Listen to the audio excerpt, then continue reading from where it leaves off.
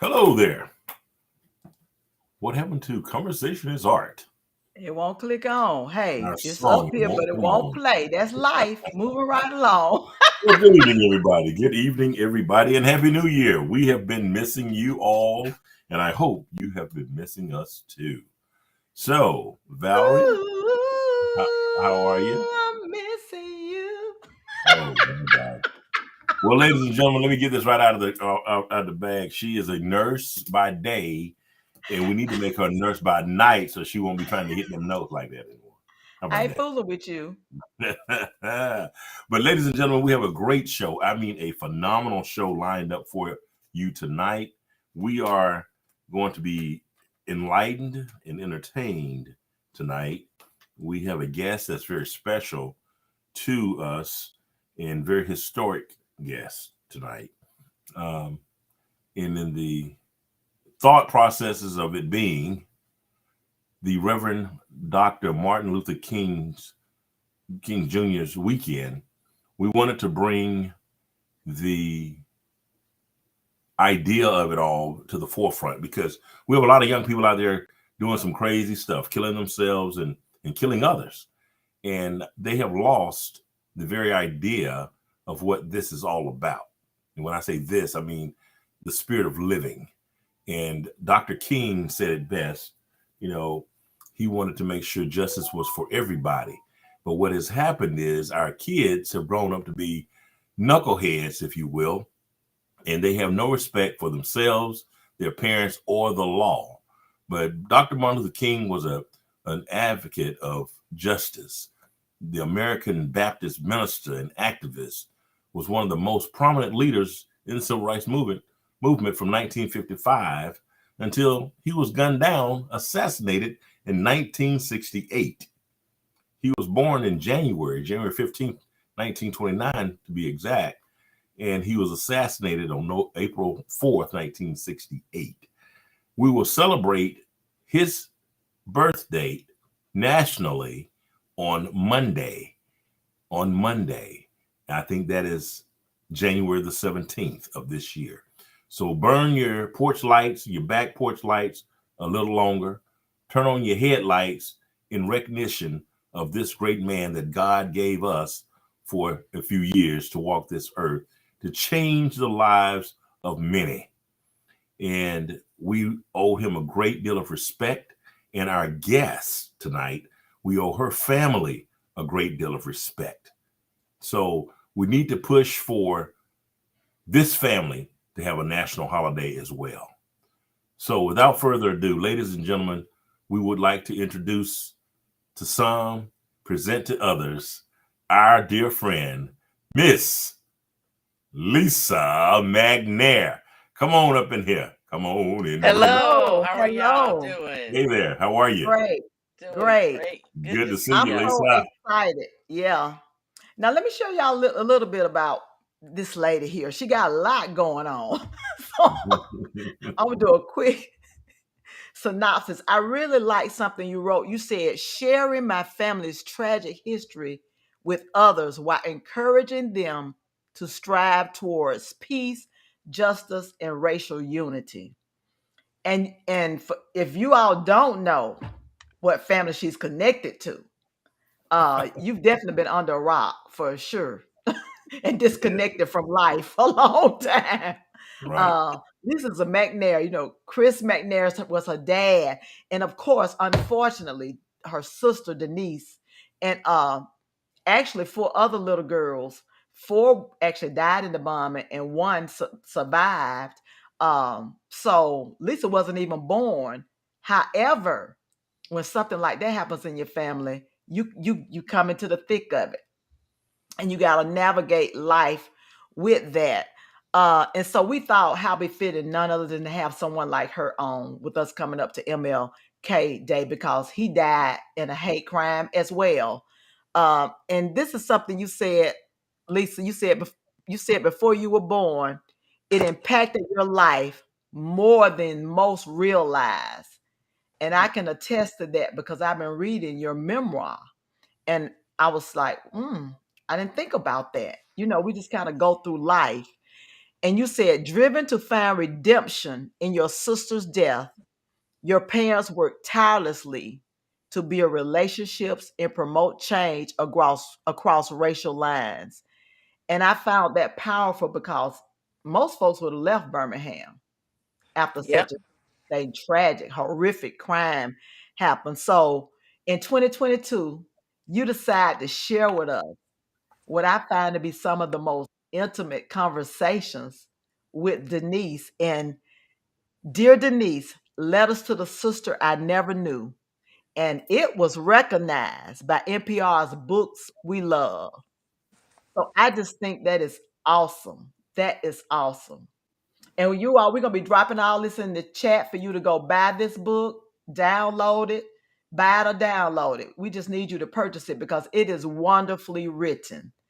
So with that said, so give us a little background on what life has been with you being a McNair.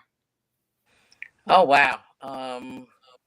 It's just wow. It's different. Well, first I want to say thank you all so much for having me here on your program. It's my pleasure to be here and share a little bit about my family story.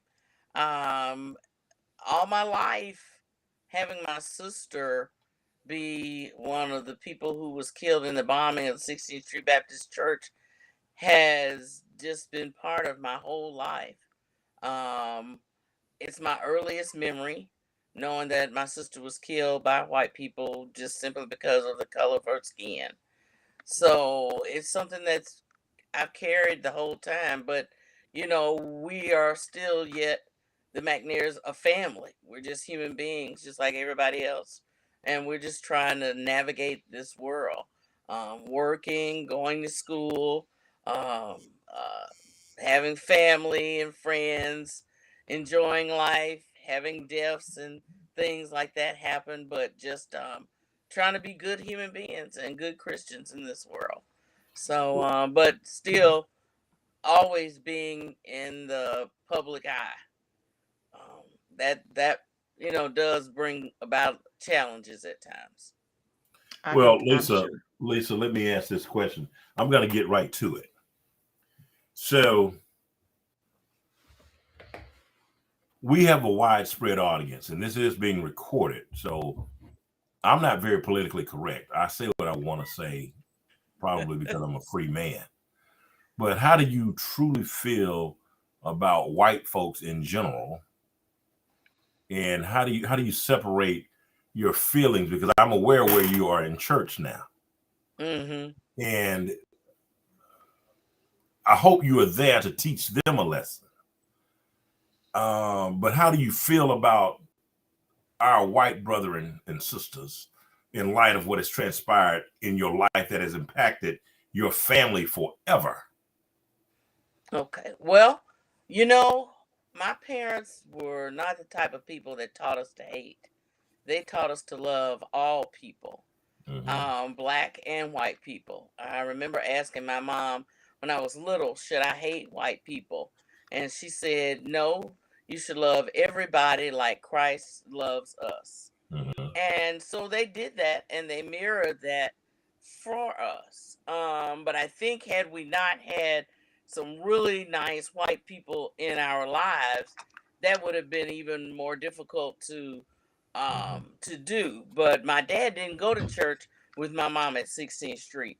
He went to a small Lutheran church, maybe 300 members, and all of the members were black except for 5 people, and those 5 people were the pastor, his wife, and 3 kids.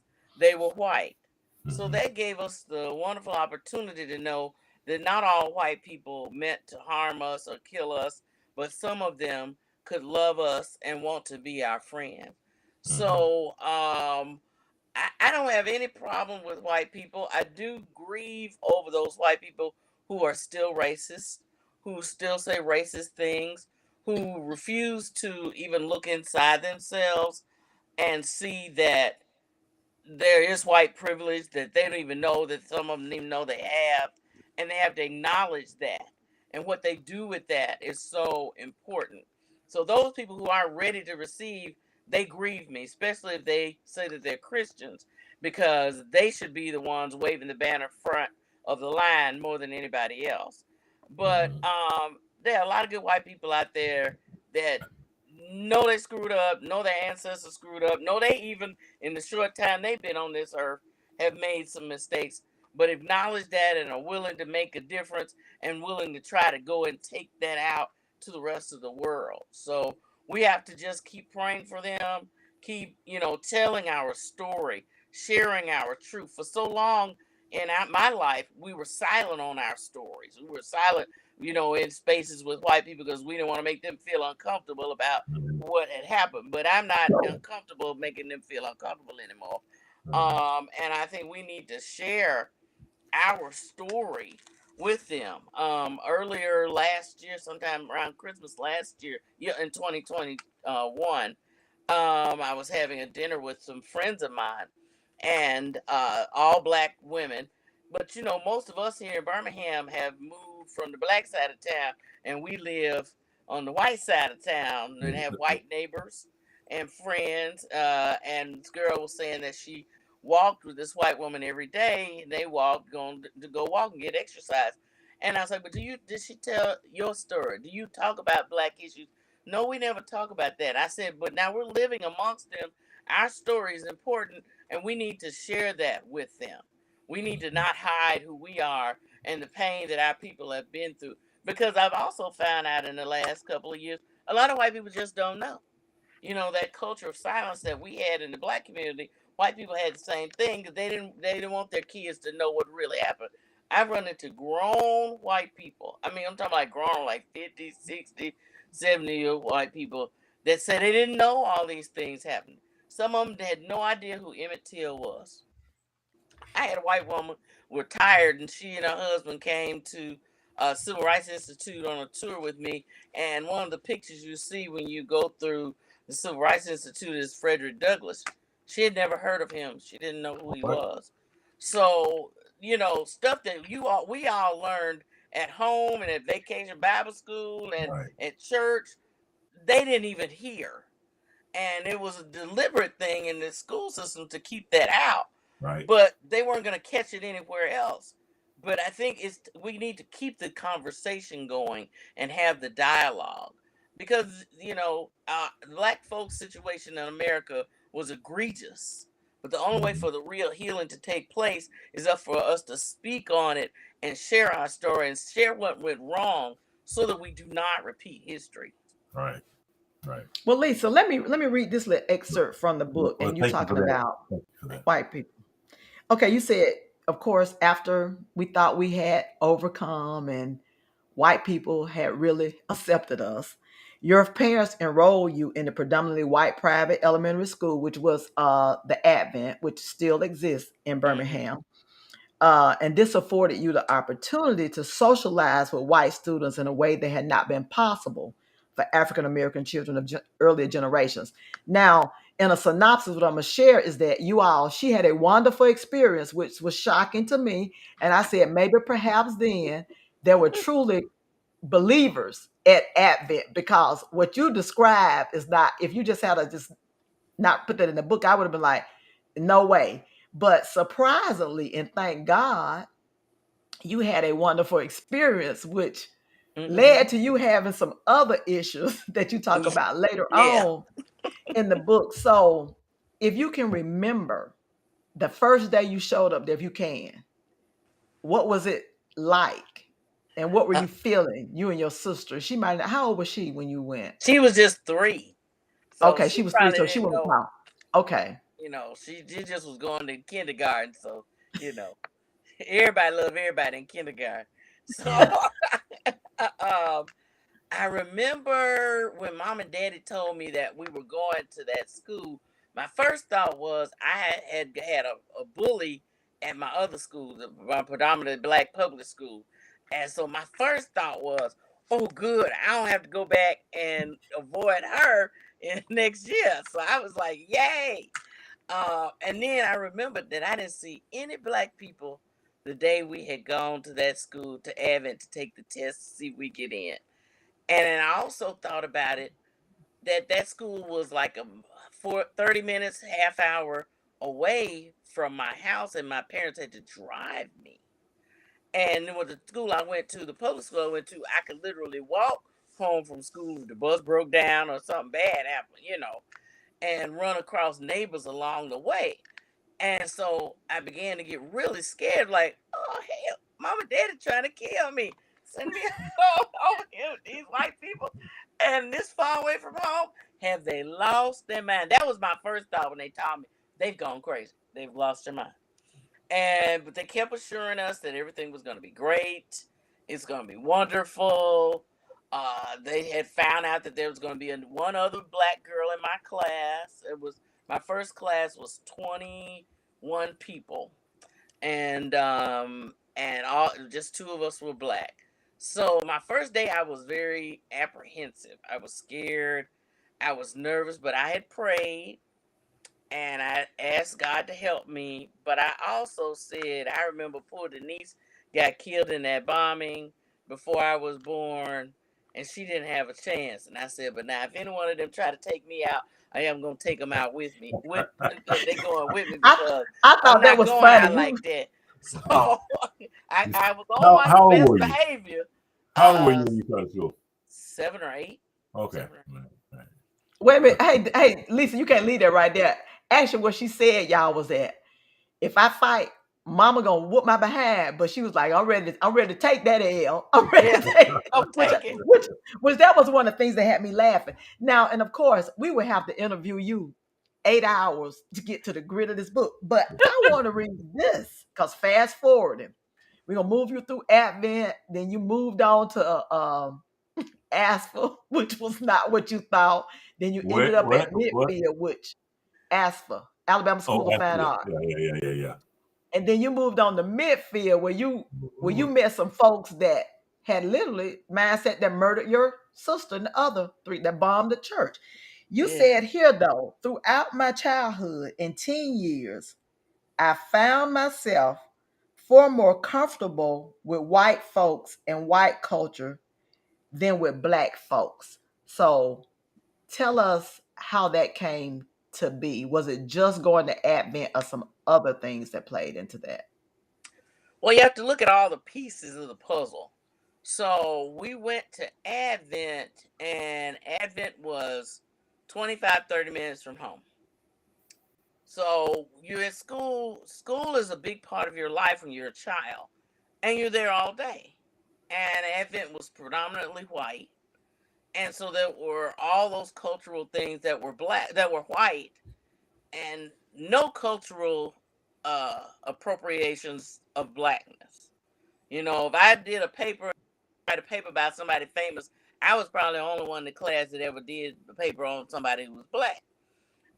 So you don't even realize how ingrained that it became. It was a gradual thing that I didn't even see happening until it had already happened. So I go to school, you're there first thing in the morning, you leave in the evening at 2:30. We didn't go home because my daddy's shop was downtown, so we went to his shop and we worked there, helped him out, or we did some homework. So we didn't leave there and go home till 5:30, ate dinner, did all that homework they give you at the private school, and then you go to bed and you repeat that again for 5 days. So the kids I grew up playing with before, I kind of got distance away from them. There weren't many kids my age. My younger sister, there were more kids her age in this neighborhood, but that connection went away because we didn't see them. You didn't Right. see them Mm. until Saturday and Sunday, and if you had something else to do on Saturday, you didn't get to see them. And by that time, it was more comfortable for me because the little kids my age, there was only three little girls. There was one little girl. She was what we call fast, so my mama didn't want me playing with her. There was there was another little girl, and her mom and dad were a Church of God in Christ. He was a bishop, so they were on the road constantly. I barely saw her. And then there was another little girl up the street that's still my friend today, and but she was very shy, so she didn't come and play a lot. And my mom didn't want me playing up there a lot because she had older brothers, and you Yeah. try to Yeah, protect your daughters. back Right. then. So I played in the backyard with my dogs. Love dogs. I played in my grandmother had bought my both sets of grandkids an encyclopedia world books. I'd sit in the floor and read the world book encyclopedia, and I watched TV with my mama. I watch old black and white movies and TV shows with my mama. And after a while, she'd be like, "Get out the house, go outside." But it was uncomfortable to go outside because I really didn't know these kids now. The only kids to play with at that time were the girls weren't there. Then there were the little boys, and if you're a little kid, little boys are boring until a certain time when they don't be born anymore. But uh, so I was just doing my thing. But all that cultural blackness that you pick up on, the slang and things that people say, I missed it. It just wasn't getting to me. And I did have my very best friend. My oldest friend is Wendy Sykes Horn, and she and my mama would to take me to her house, and we would play sometime. But she didn't live in my neighborhood, so I didn't see her every day. So by the time I realized culturally that I didn't fit in anymore, it was too late. And nobody, keep in mind, nobody had ever done what I had done. This was the first generation of black people moving into these spaces. So there wasn't a playbook. There wasn't anything to help you see, okay, now all right, let's do this. Now I'm going to a black church every day and I live in a black neighborhood, but I'm still missing pieces of I am culturally, all at the same time being part of a family who was one of the most impacted by the civil rights movement and blackness. So, yeah, it was different, definitely different. Now, Yeah. how far behind were you from Denise? How many years? Almost exactly a year. She was killed Exactly a on year. September 15th, 63. My birthday is September 19th, 64. I was born practically a year exactly from when she was killed. And it's what, about 5 years between you and your younger sister, Yeah, Kim, four. correct? Four. Okay, 4. Okay, so this is something I want to read. And you do say you were born exactly 1 year from the date of her death. How odd that mom and dad had not been able to bear more children after Denise was born, Mm. and yet after she was killed, they had two more little girls. And in my mind, when I was thinking, I probably wouldn't have wanted to have any more children. That's what just the fear, things were how Mm. they were. But Mm-hmm. and Mm. obviously, you needed to be here so you could be here tonight and to Right. share the story and also let us see what we didn't realize you went through and your sister and what your life was like simply because of this horrific incident bombing that happened at Mm-hmm. 16th Street and also all the other stuff that was going around as well.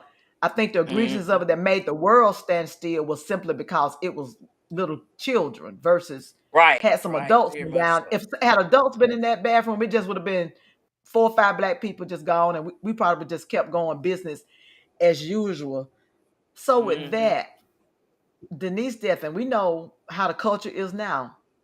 We don't talk about things. So, did you ever have an opportunity where your parents to sit down and you all just talk about what happened, Denise and the other young ladies, and grieve it, or was it just suppressed down and let's just keep on moving forward?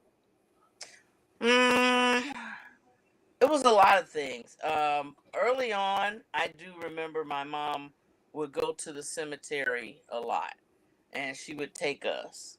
And sometimes she would go and she would just sit and or stand and just cry, and it was very sad. And then sometimes she would just go and just we couldn't tell what her emotion was. She was just very silent. And we just be running around in the grass playing. But we knew the significance of where we were and what a sad thing was. At that cemetery, several of our other relatives were there, so we'd often ask, about them and who they were and that kind of thing. We would ask mom and dad questions about Denise.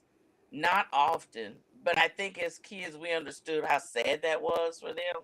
So we didn't want to bother them with it. We didn't want to, bombard them with questions. But it was interesting, and Carolyn McKinstry, who was in the church that day, she talks also about how there was a culture of silence in the black community, and we just didn't talk about a whole lot of anything that went on during that time. Remember, all four families went to 16th Street, but it was years before I put together who those people were because they didn't talk about it. The Robertson family quit going there. So I only saw Miss Robertson, Alpha Bliss Robertson, on like when you have church anniversary day. She would come and she would always make a big deal over me. Big deal. And I didn't put together who she was until Mama sent me, I guess when I was driving by this time, to her house to pick up something or deliver something. And when I opened the door in the living room, there's this huge picture over the mantelpiece of Carol. And I figured, oh, I must have reminded her of the little girls she lost. And that's why she was always so kind to me. The Collins people family also no longer went there. The Wesleys went there because they were educators, and my mom was an educator, so I knew them. But the Collins kids no longer went there, but one of them did, Junie Collins. She was the sister that had identified her sister's body that day of the bombing. And she had married, by the time you're a little kid and you come into your stream of consciousness of who is who and what's what, she was married. So her name was Junie Peavy. So I never put together that she was Junie Collins Peavy because how often do you know everybody's full name, And as a kid, and I always remember that Junie was, everybody said she was weird. She was strange, and they called her Crazy Junie. And not until Spike Lee made the documentary For Little Girls did I realize that her parents were with Sarah, who had been, blinded and survived the bombing. And the police came and got her and asked her and asked her nothing. Took her to the hospital to identify Addie Mae's body to the morgue because her parents weren't there. And this was a 16-year-old girl. And she said the only way she knew it was Addie Mae because she recognized her shoes because she didn't look human. Right. So, Lisa, I mean, that's just that. So I learned different things about it. We talked about it, but we didn't talk about it all the time. It wasn't something that, but it wasn't talked about all the time. But it's an everyday thought because it just doesn't go away. It's there. It's there. So, do you think your parents kept closer tabs on you all because of this situation? I'm sure they did. I'm sure that they did. But then I think they probably did what everybody's black parents did back then, to try to make sure that you they were always on you to make sure you did the right thing so that you didn't die, that you didn't get killed, so that you didn't get in any trouble. Because it was such a non-safe space here. Right. Yeah. Right. So, well, look, Valton, let me look. We got really serious. I got to read something funny from the book. This is about our baby sister. You say, I was thrilled when mom and dad told me I was going to have a little brother or sister. However, I watched a lot of TV, and parents on TV always would give birth to a little boy if they already had a little girl, or a little girl if they already had a boy.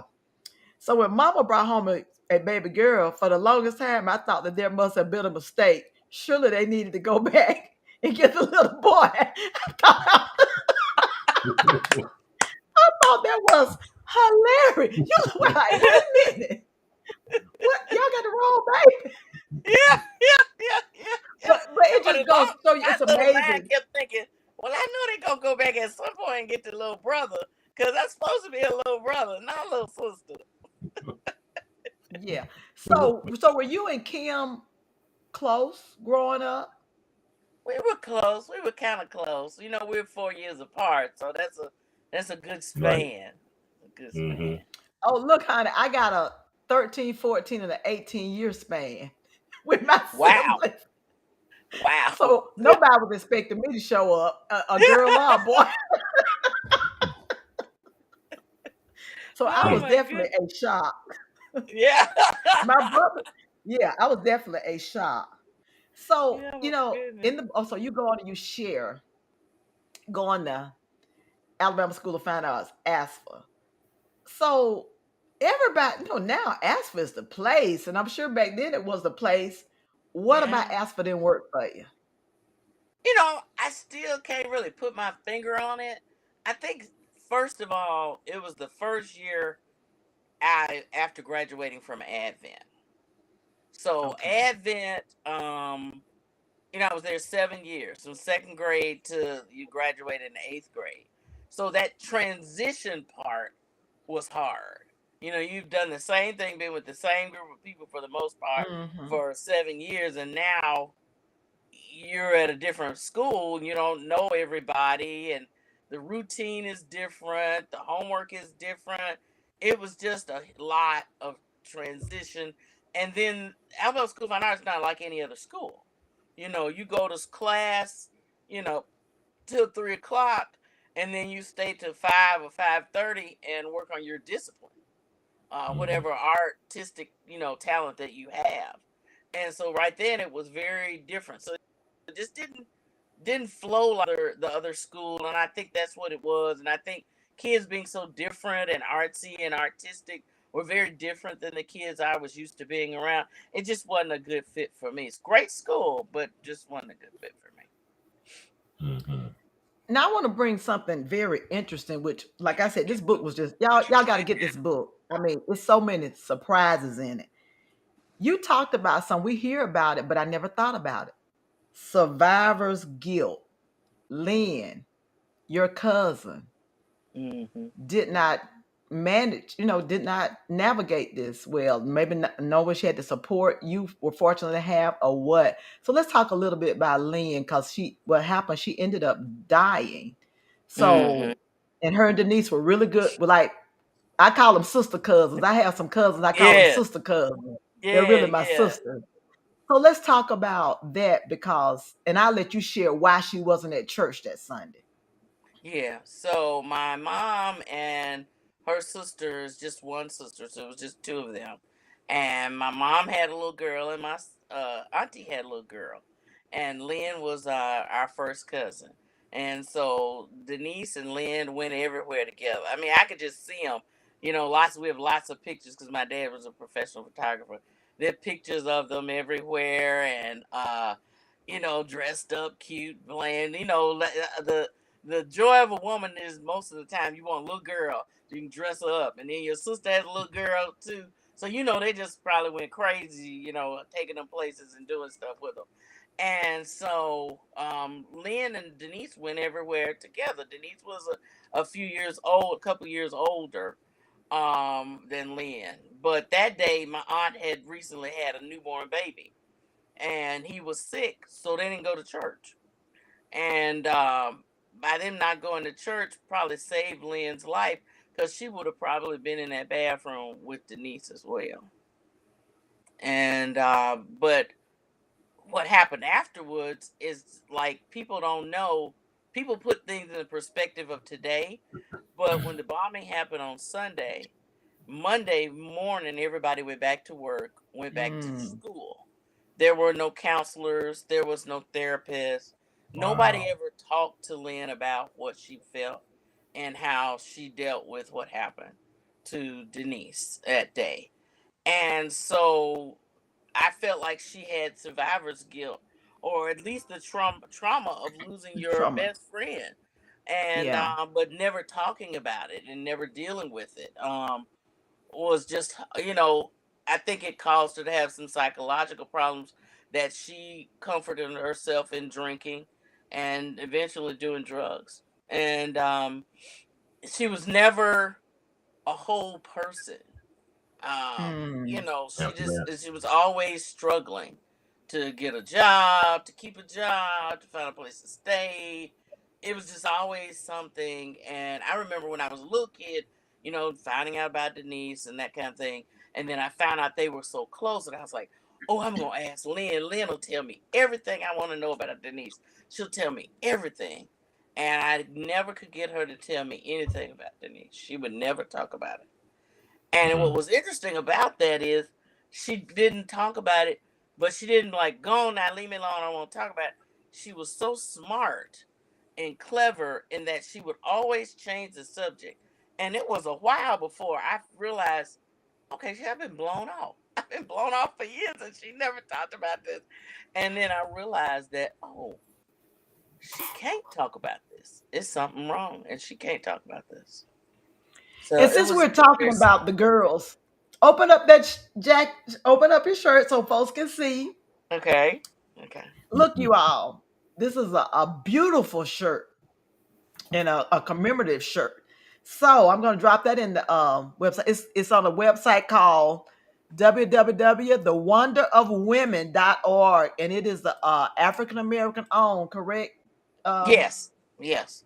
so if you want to get some gear, tell them what they can get from this company, Oh, it's a Lisa. wonderful art gallery in Seattle, Washington, owned by this black couple, Veronica Very and Hiawatha. I think his last name is Jones. I can't remember right now.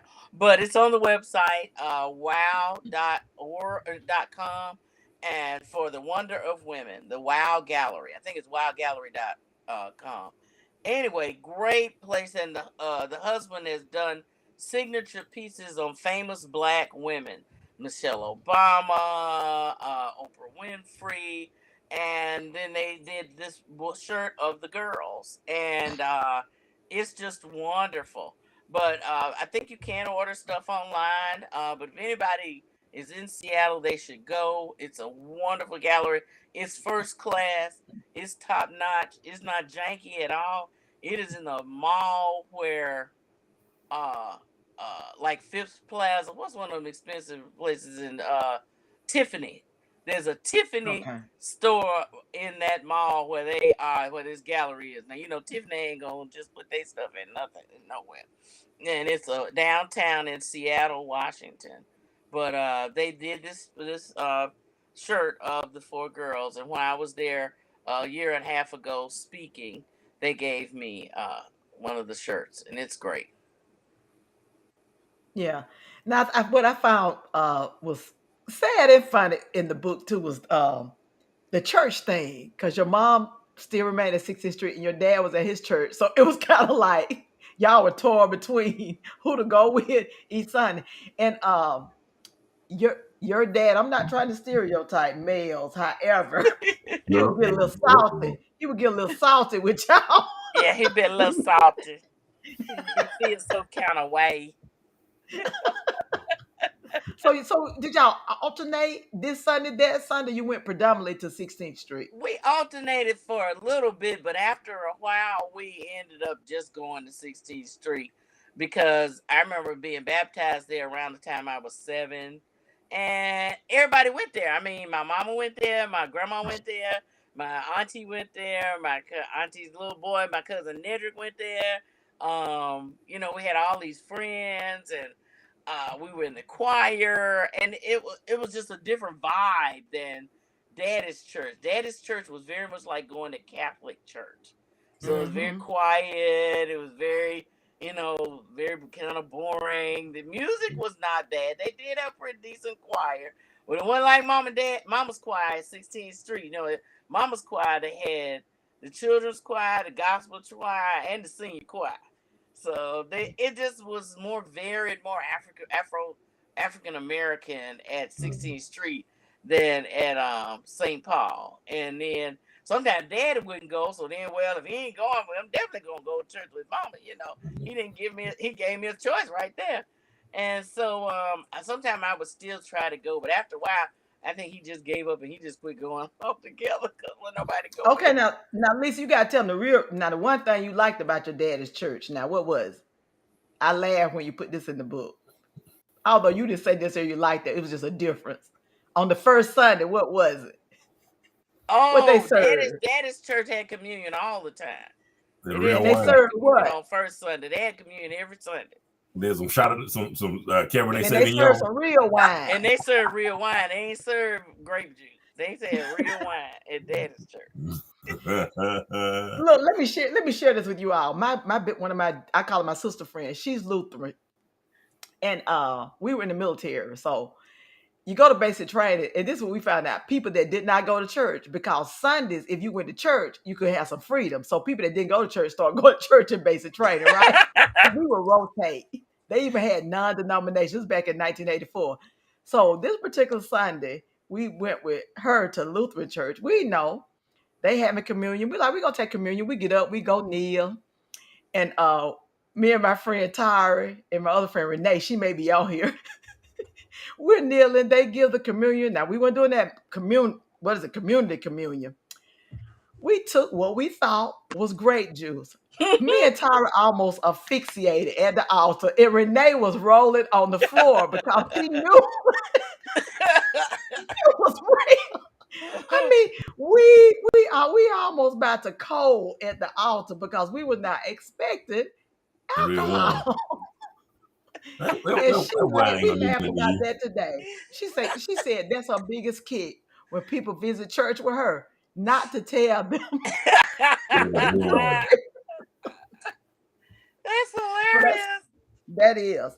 So look, let's fast forward to the great midfield. Now, when you got the midfield, what did you discover?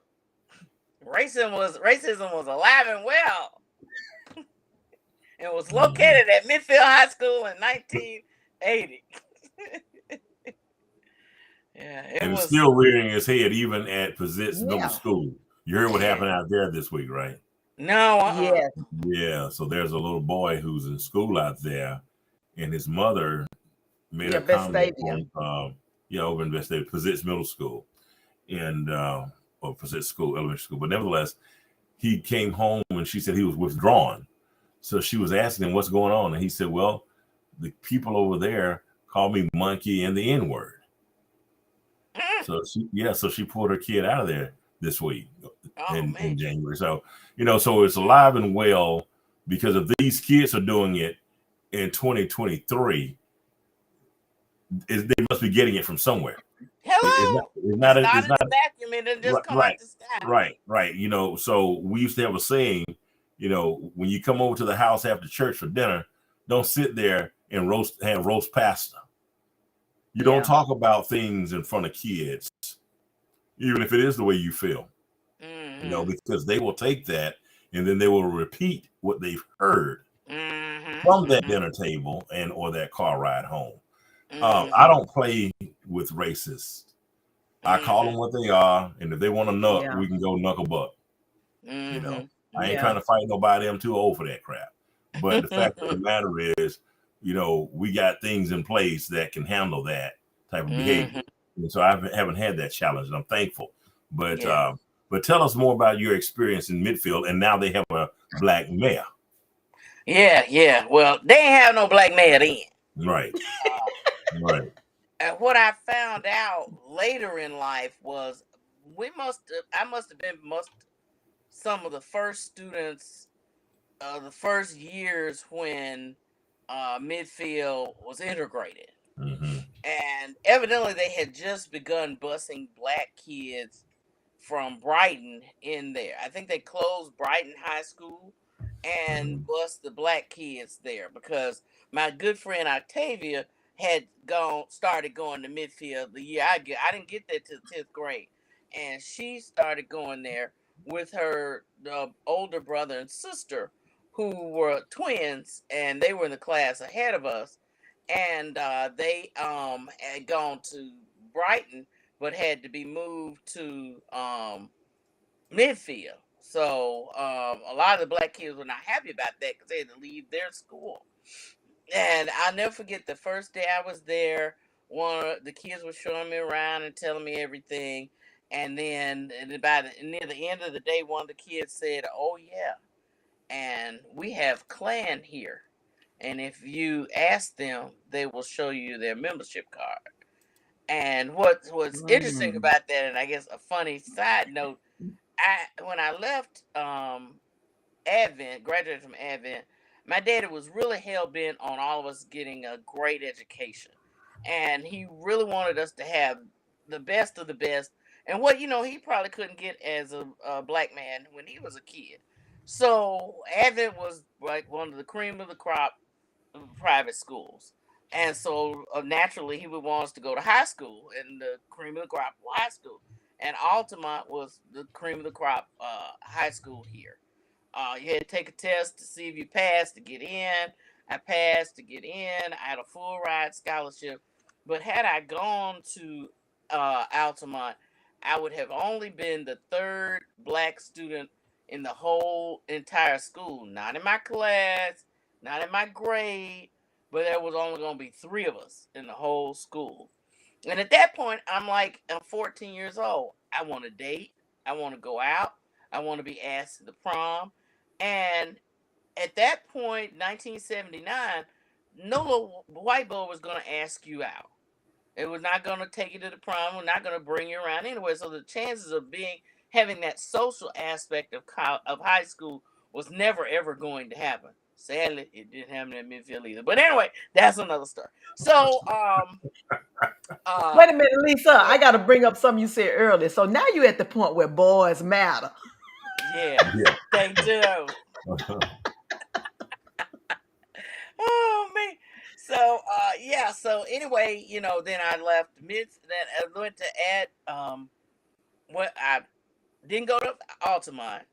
And so I went to Alabama School of Fine Arts, which Daddy conceded. He wasn't thrilled about it, but he conceded.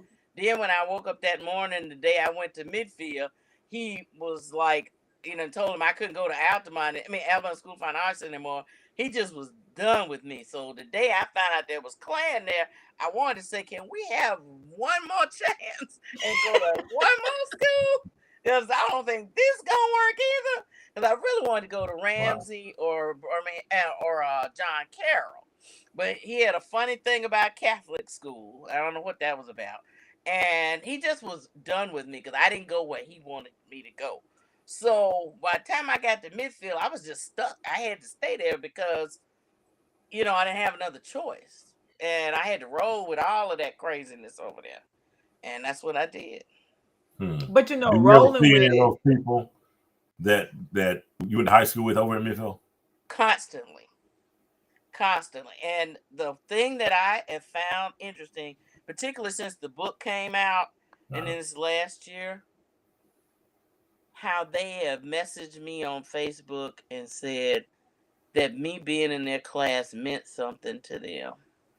One white girl said her name was Denise, and I said, I had a sister named Denise. She had never heard about the story of the bombing, and she said that has stayed with her, and she tries to be a better white person because she knew me and had remember that.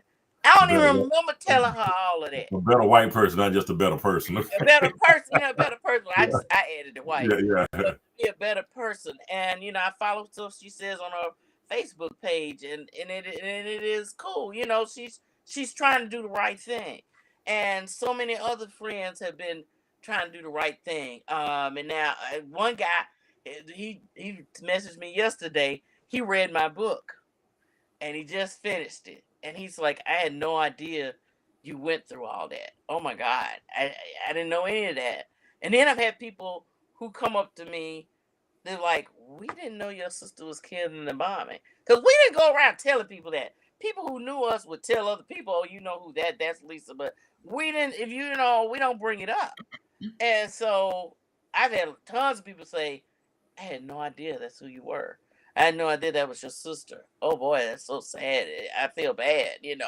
So it's been very interesting. I do see a lot of those white kids, and it's an interesting experience, most definitely. Now, Lisa, now you got to tell the folk now what you did at Midfield. In spite of all that craziness, In what spite did of you accomplish all in the that midst of race, predominantly white school?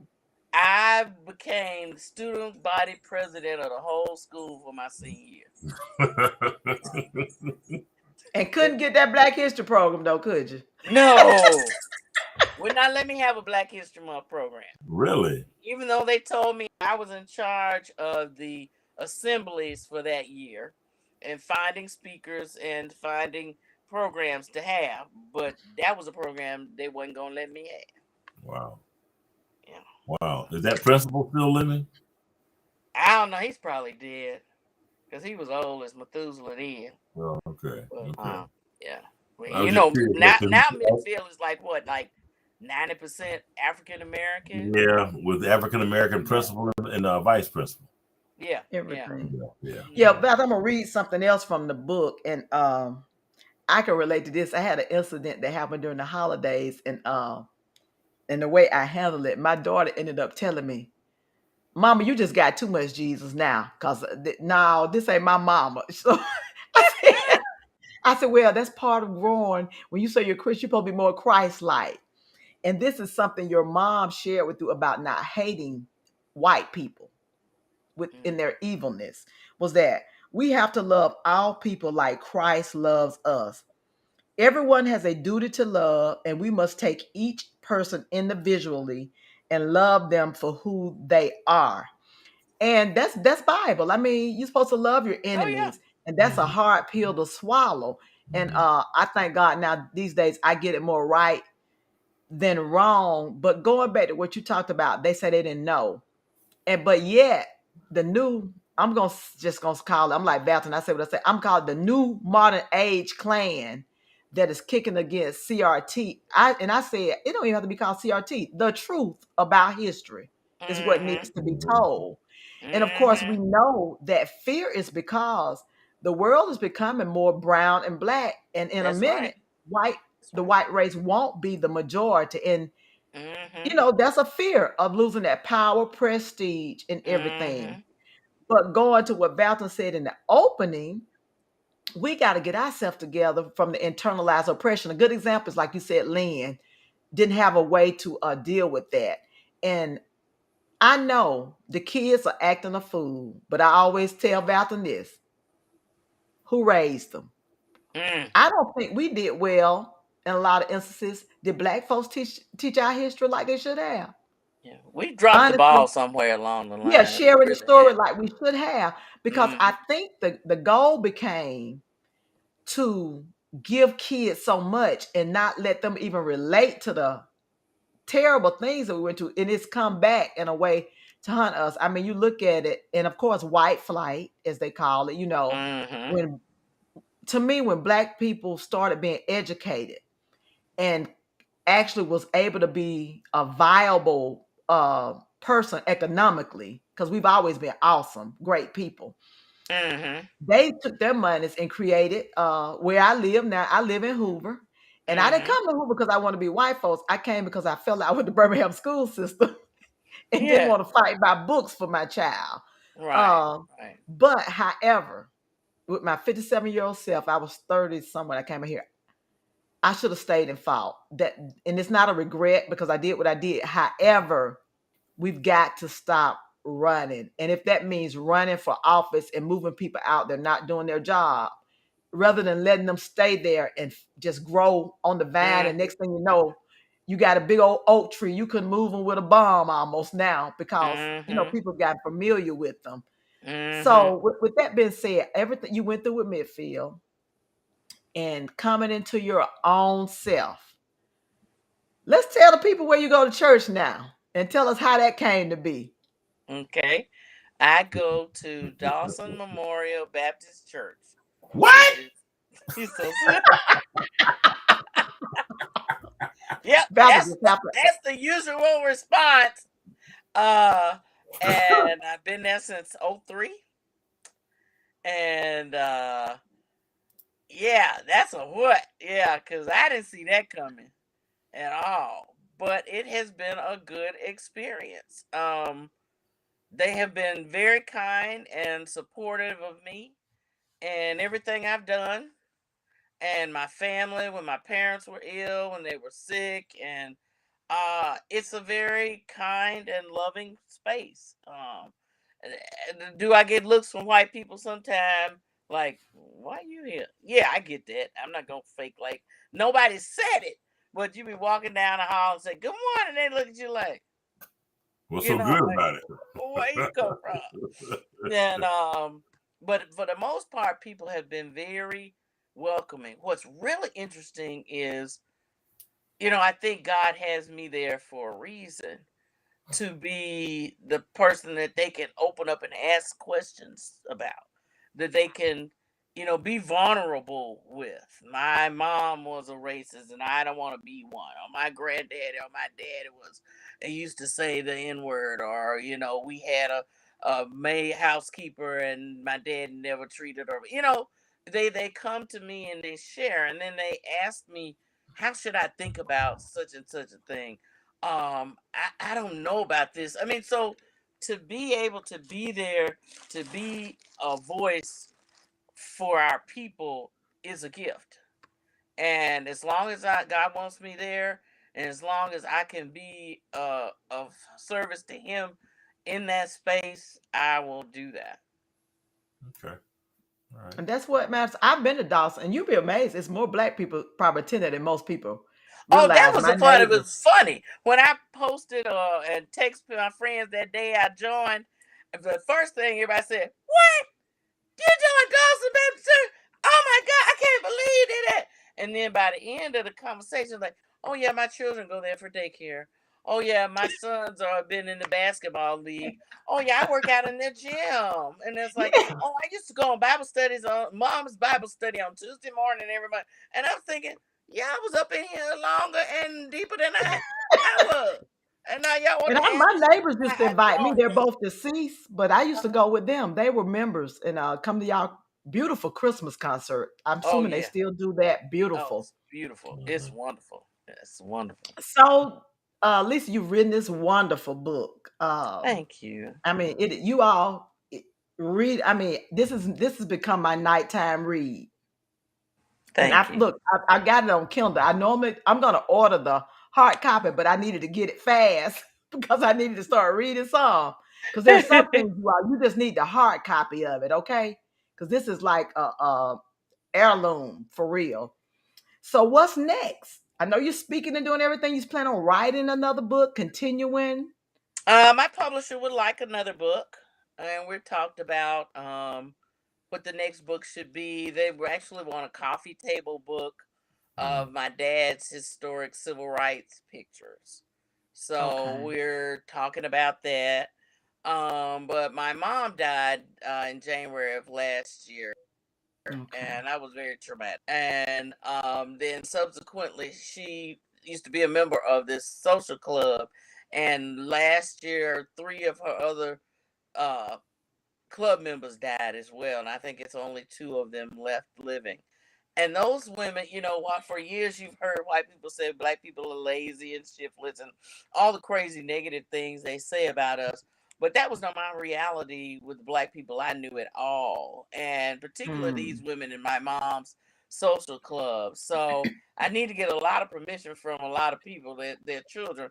But I would like to write a book called The Women of the Egalock Social Club and tell their Oh. stories as black women during that time, how they were married, how they had kids, how some of them never had kids, how they met their husbands, how they navigated life through the segregated South. What their stories really would. I think that would be an awesome book. I really would like to do that. That's kind of in my heart, really, as my next book. But I think I'll do the coffee table book first because that'll be easier, and then do that other one. I really that'd be great. Hmm. So Lisa, let me ask you this one final question for me. In lieu of the past 4 years in the good old USA, which for me it made me question like, Lord, have we regressed? And I actually posed this question to my 96-year-old cousin who lives here in Birmingham, and I asked her. I said, in comparing the racial turmoil and everything that's kind of morphed in the past 4 years, and we know we're not going to say his name, as they say on Hmm. here. I asked her what was more tragic, the civil rights movement or what was happening now in Mm. America. Because she's lived a long time. Right, And she right. said, actually, what was happening now for her. And she said, yes, the 16th Street bombing, the Martin Luther King, and the whole spot. She said, but we were not viewed as anything anyway back then.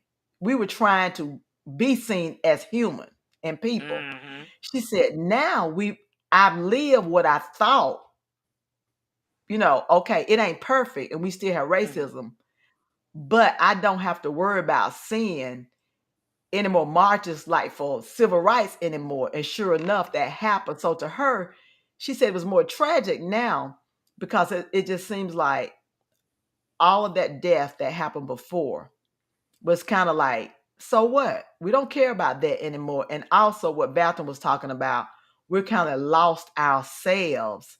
Mm-hmm. And I know the kids are doing whatever, but I just think it's just internalized oppression. And we still have deep poverty in the inner Mm-hmm. city here, and kids don't have hope. So Mm-hmm. we as a people got to figure out how we get involved and Mm-hmm. re-inspire. Number one, teach our kids you are royal. You were Mm-hmm. destined for greatness. You have Mm-hmm. skills and talents. You know, Mm-hmm. all of that. And it's going to take us to stop talking about them Mm-hmm. and connecting with them Right, and right. Very loving much them. so. Because this is Very much all so. just hate and depression and everything else, and they're just lashing out. So, Yeah. Yeah. Yeah, we got to so go what's back your and get thought? them.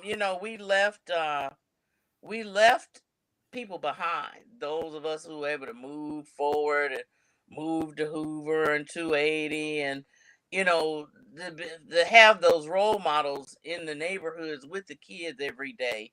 We moved out. I mean, it wasn't bad what we did. We saw something better and fun, and so Safer. I get it, and I don't but beat up on anybody for it. But we got to reach back if we want that generation that's out there now to mean anything, to not kill Yeah, themselves off.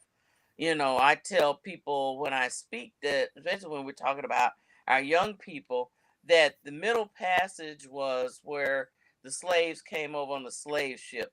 And so the slaves that made it through those long journeys over here were the strongest of the strong to make the journey, then to make it through slavery, then to make it through Jim Crow.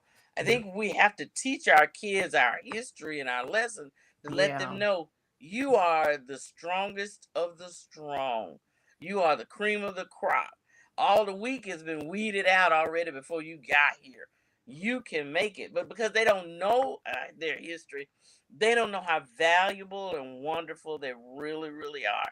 I still live in a house. Well, I moved back here a couple of years ago when I got laid off due to COVID, and I'm living in the house my parents live. We're in Roosevelt City, so it's a predominantly black neighborhood. Everything over here is not wonderful, and um, sometimes I think hopefully the book will keep doing better, and I might move out and move somewhere else. I might move to Hoover or Homewood or 280, but then I think, why would I leave and leave other people behind? It might mean for me to stay here to be a salt and light in this corner of the world. And just because I don't like some things in here now in this neighborhood, what am I doing to make them better? To run away, I don't think it's the answer. But I struggle with that. I drive through Homewood all the time, and I see stuff I want to live in. Place I want to be. I lived in a high rise condo for 5.5 years before I moved back home downtown on the south side, and that was the bomb, and I enjoyed that. What I wonder, do I need to be here? Some of us are gonna have to make a sacrifice. yeah, true. And And I would move back into Birmingham, but my husband like, when we move again, we leave in the state. So he was like, I ain't packing up no more until we leave in the state because our oh plans are to Lord. leave for retirement. And not so much we just don't want to be in Alabama more, but in aging, we gonna need to be closer to our health. That's just it. Yeah, that's That's true. it. That's true. So Valton, Yes. this Thank you all was for good. Thank you all for including me in the final thoughts. I was coming to you. That's hilarious. Listen, I ain't trying to stereotype males. He acted a little hilarious. salty. Oh my God. No, I'm actually sitting here working, trying to figure out, Lisa, that how do we, with permission, of course, take that which you've written and screenwrite it for a movie of your own. That's what I'm thinking while you all were talking. And secondly, what I'd like to have you do, since you are coming to the event on February the 19th, to bring some books so that I can buy them and give them away to certain people in the audience. Okay. So the foundation will buy some books from you, okay. and we will give those books out to certain individuals at the gala. Okay. And be sure and email me all that, I will. I definitely will. Your email will be specialized for you because those particular instructions I want to share in wording with you. But you will get an Eventbrite separate from the email I'll send you. Okay. Okay. All right. Good. Yeah. Well, ladies and gentlemen, we've enjoyed ourselves tonight. It has been Conversation is Art. We did not do a station break because we didn't need to tonight because Lisa brought the thunder. So we want to thank her again. Lisa McNair. Thank you. Yeah, and share this, you all. Share this with everybody. Yes, please share this because it's very important. As she stated in her closing remarks, that our children, they are basically a lost art because we're not giving them the arts to talk about going forward. But we got to change that narrative. We control and it. choose this as a book club book. Everybody want to read books about white fragility, this fragility. Start reading our history of fragility. How about that? That's interesting. Okay. Well, thank you all for having me. Thank your audience for being here, and God bless everybody and keep up. God bless you as well. God bless you, and Happy New Year, everyone. Once again, Lisa, again, thank you. We will communicate again in a few days regarding what we talked about. And next week, who do we have, Valerie? We have the one, the only, the outstanding. Nobody. Okay. Pedro Moore. So, Lisa, as you were talking, I was thinking about Pedro because Pedro went to Midfield. Oh, wow. In the 80s. I think he graduated in 82. Okay. He was a class ahead of me. Yeah. That's cool. Lord. Yeah. Look, Lisa, forgive me. I didn't put your name up. Look, this is our first show back. I'm going to put it up at the end. He used to talk about that. He played football on the football team, and he would talk about the same things you're speaking of. The things that they would call him on the football field and stuff like that. So it was rough. Yeah. But happy Martin Luther King Day, everyone. Enjoy your week. Hold on, Val. Let me show Lisa these comments we got. What we got? Angela Lawson. Thanks very much. Magnificent show. That's my wife. You may know some of these folks. That's my sister. Lisa. Great show. That's my big sister. That's my little sister. That's my little sister. This was awesome. This was needed. My sister-in-law, my wife's sister. And there's Lisa. That's me. All right, for Lisa, sure. Thank you again so much. Thank you for being so personable because you could be as standoffish as people in Hollywood.